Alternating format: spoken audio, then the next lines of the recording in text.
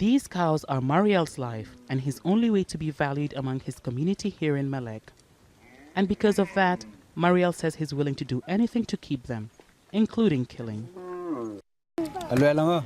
I won't just shoot, but if anyone comes close to my cattle, I will kill him. I always take my weapon and go with my cattle to graze because there are enemies out there. If I go to graze with cattle without taking my gun, raiders will come and take my cows. For centuries, cattle raiding has been a problem among pastoralist communities in South Sudan. With the population estimated to be more than the number of civilians in the country, cows are a walking wealth, especially among herding communities. Young men use them for paying bride price and gaining respect among their peers. But years of conflict has made cattle raiding even more dangerous. Now, young raiders have guns.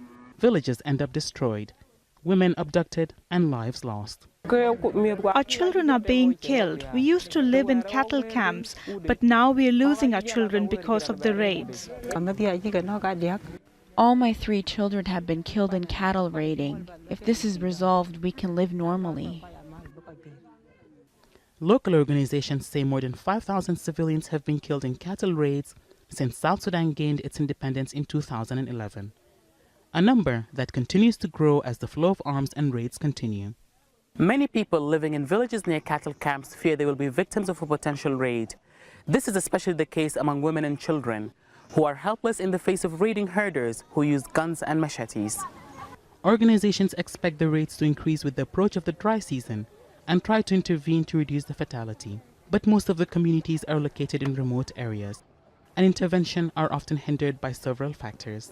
Access to the community is becoming a difficult security threat and presence of firearms in the hand of civil population.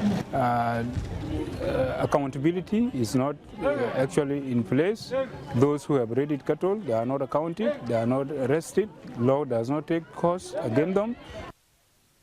The government says it's trying to stop the raids, but even it fears from the arms the communities possess.